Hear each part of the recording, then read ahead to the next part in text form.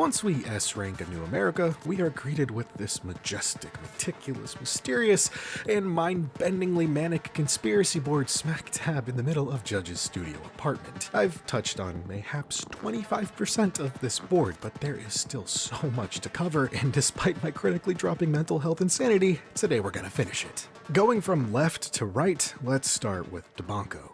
If you need a refresher on our banking friends here, we first learned about DeBanco all the way back at the 4U gas station. DeBanco is basically the foremost security company in Los Sueños that transports money between banks and ATMs all across the city. It appears they have a monopoly on this role because after worsening working conditions and the death of one of their drivers, they went on strike.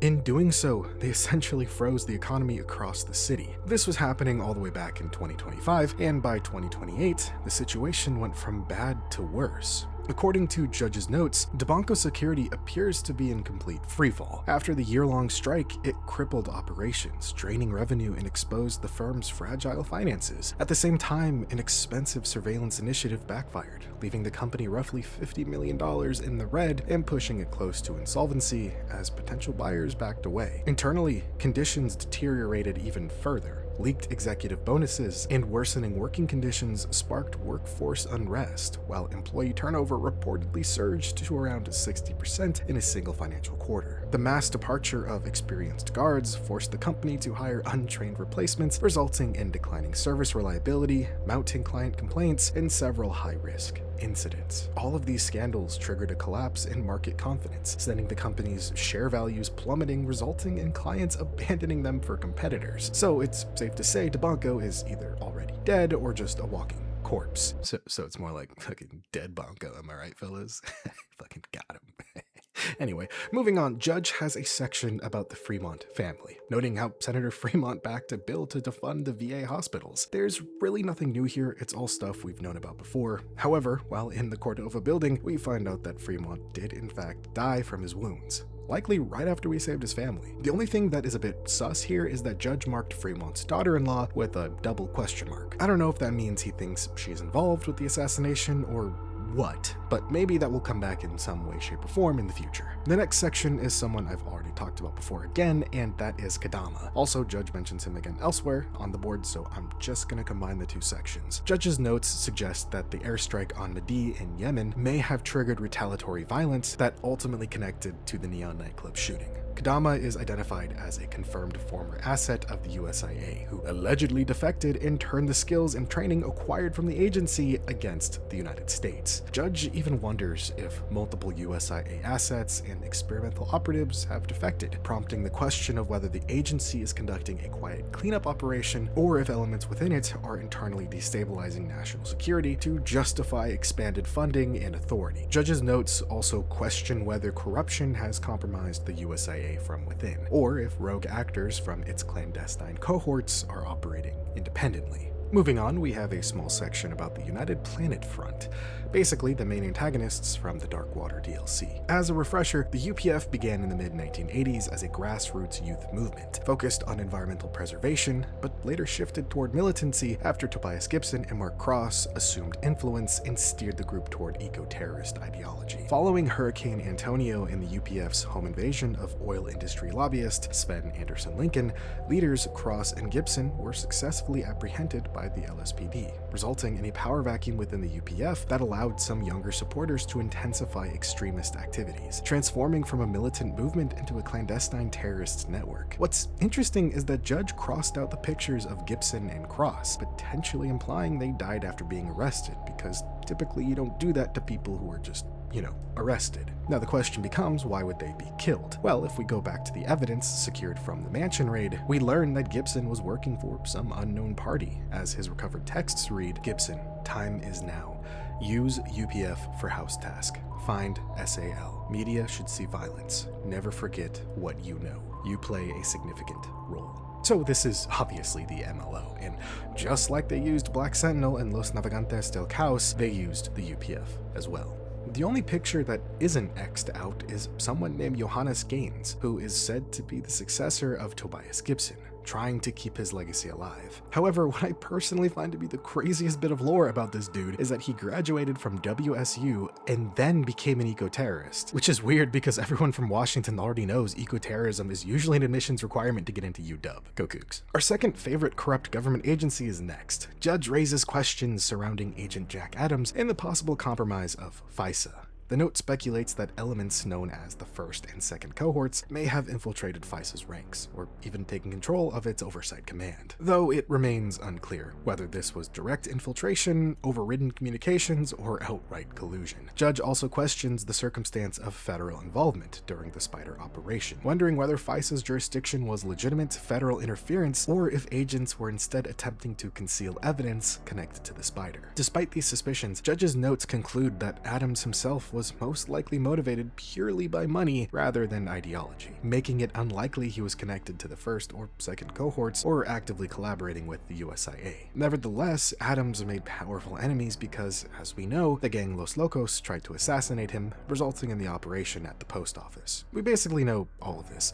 FISA is obviously dirty from the top all the way to the bottom, and they definitely have USIA agents within their ranks, but the real question is if any of them are MLO affiliates or are in the Spider's pockets. That's the only thing we currently don't know. But speaking of the Spider, Judge's conspiracy board treats the Spider investigation as this sprawling criminal conspiracy with international reach. According to his notes, the case has been under a long-running investigation by FISA, but the LSPD may have unintentionally disrupted federal efforts after a breakthrough tied to Michael Williams led investigators toward Minejot and eventually Amos Full. Again, for those of you who need a reminder, this dude had CP on his computer that, when tracked, led to Brixley Talent Time.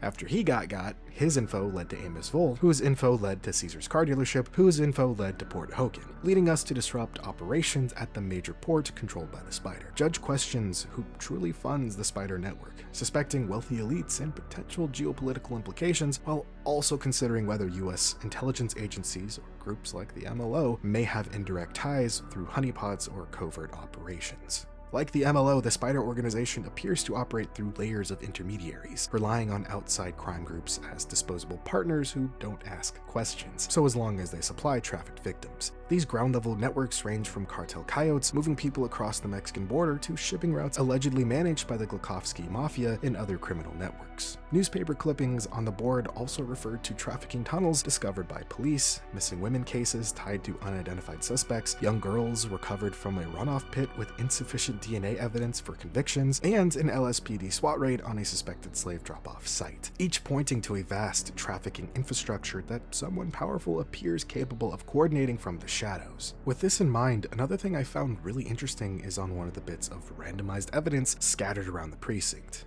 We have a seismic mapping report from our raid on the border. The reports found a vast tunnel system beneath Los Sueños. Key findings from the report reveal cross-sections with load-bearing pillars at regular intervals, multiple air shafts mapped to present-day utility corridors, and recovered rock art panels that detail spiral storm glyphs and coastal surge markers. The overall interpretation is a multi-era tunnel system repeatedly repurposed for transit, drainage, and recently smuggling. The overall scale and straight-line planning implied deliberate design, not natural cave growth, extending far deeper than initially reported. So what this basically means is that even though we took out the port connection for the Spider, there are still hundreds of other ways to get into the city. Next is our dear old friend Evan, who we've talked about a lot, so I'll keep this short. Judge's board singles out Evan as someone he explicitly does not trust. Evan served in the same platoon as Judge during the global war on terror, yet his sudden reappearance, particularly his involvement in providing intelligence during the Elysian operation, raises suspicions about his real motives. Judge questions why Evan chose to help now and whether he may be acting on behalf of the USIA to keep tabs on him. Following Evan, we have Elaine Rascin and Gerard Scott, both of which are ex-USIA. Rascin was the main proprietor of Carried from Crisis LLC, advertised as a place for women who have been given, quote, no other option but to step away from their former lives in an effort to save themselves from misery. Rascin was once a USIA agent discharged from active duty allegedly. Scott, on the other hand, was a former USIA analyst who seemingly went crazy and had a warrant for his arrest over the suspected murder of 5 police officers. Judge's board links Elaine Rascin and Gerard Scott through an overlap of fringe experimentation. Judge questions whether Rascin was still affiliated with the USIA or operating as a double agent, speculating that she may have been attempting to create new candidates for a future cohort using knowledge of the USIA's targeted manipulation program. Knowledge Scott allegedly helped supply after warning her she was under agency surveillance. We've talked about those two to death, so let's just move on to the next section. Next is the Cordova family. Judge's board flags the Cordova family as a subject of ongoing investigations. His notes question the whereabouts of someone named Elena Cordova and whether she may be connected to criminal enterprises or political corruption. Judge also considers the possibility that the Cordova property could be tied to something larger, potentially serving as a covert black site linked to the USIA or holding strategic importance for clandestine militia operations in the region, suggesting the family may be entangled in networks far beyond ordinary local crime. Now, the Cordova family are people we really haven't talked about because they were introduced in the History of Los Sueños section of the Cordova Tower during A New America. To briefly summarize the absolutely insane amount of writing in this section, basically the Cordova family is portrayed as a powerful dynasty that shaped Los Sueños over centuries, repeatedly adapting to political and economic change while maintaining influence through increasingly complex and often corrupt means. It began with Don Alonso Cordova, a Spanish naval officer who arrived in 1774 and was granted land in California, establishing Rancho del Mar as a fortified colonial hub. His rule relied on force and coercion, and he is remembered as the dynasty's founding patriarch. After California became part of the United States, the family transitioned into industrial and maritime power under Don Arturo Cordova, who expanded their control through shipping, railways, banking, and utilities, embedding the family deeply into the city's infrastructure and institutions. In the 20th century, Salvador Cordova Sr. brought the family into formal politics as an attorney general and senator, using law and urban policy to reinforce their influence while maintaining a public image of reform. His successor, Salvador Cordova Jr., allegedly operated in the shadows as a judicial fixer, preserving the family's position through corruption until his rather controversial death. The dynasty's eventual decline came with Victor Cordova III, whose ties to organized crime and financial fraud led to scandal and collapse. He built the Cordova Tower, which was later repurposed into a government center after his downfall and mysterious death in Colombia. Today, the building stands as a central civic institution in Los Sueños, but it also serves as a reminder of the Cordova's long history of power, corruption, and influence over the city's development. So, in other words, the Waynes of Gotham, even down to the missing prodigal child. Judge's notes about Cordova Tower suggest the control of the building and its associated civic infrastructure may not actually rest within the city. A shell structure, Caledonia Revocable Interests (LTD), is allegedly registered in the Cayman Islands and appears to retain ownership influence over what has functioned as City Hall and the Record Center since the early 1990s, implying the city may have operated without direct ownership of its own administrative core for decades. Internal references point to Judge Quintez requesting clearance to review case 4213AC, which is believed to connect to legacy Cordova shell entities to modern municipal contracts under the current mayor's administration, suggesting continuity between historical private wealth structure and current government procurement. Or, in plain terms, despite the Cordovas being gone, the family's old financial networks might still secretly influence the city government today, possibly through offshore companies and municipal contracts. Judge also frames Mayor Vicente Echeverria as a deliberate fall guy, positioned to absorb political and operational blame for systemic failure in Los Sueños governance. According to his notes, funding cuts, escalating policing policies, and a series of rubber-stamped contracts were all publicly attributed to him, while higher-level political actors allegedly remained insulated and positioned themselves to benefit from his eventual collapse. His administration is described as operating under heavy constraint from unseen power brokers who effectively shaped policy from above, leaving him responsible for outcomes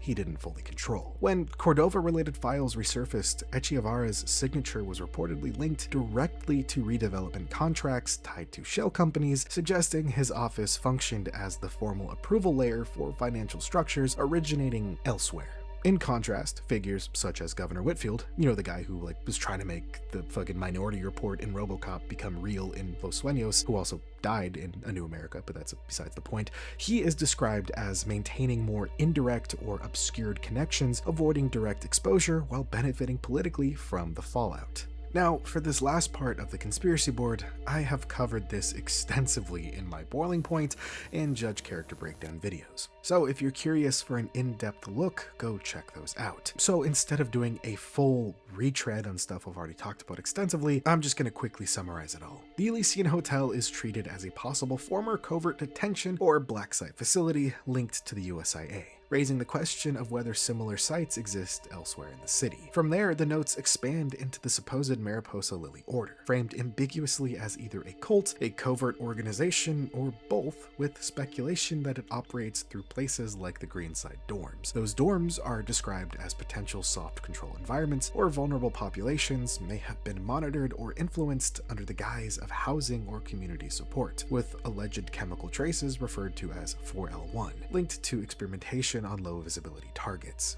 The conspiracy board also connects this to a broader targeted manipulation program involving the so-called first and second cohorts, suggesting a long-running effort by the USIA to shape behavior, loyalty, and institutional roles. It raises the idea that some individuals were deliberately exposed, erased, or even weaponized depending on operational needs, while others allegedly remained embedded in government, military, or law enforcement structures. It continues by stating that specific figures, such as Dr. Anthony Schwarz or somebody named Dr.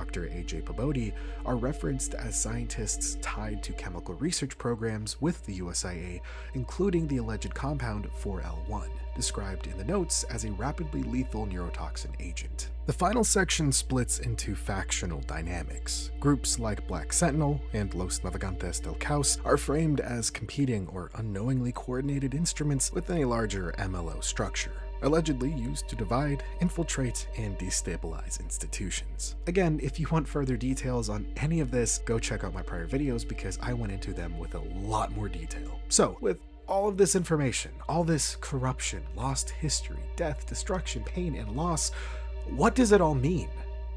Los Sueños is fucked.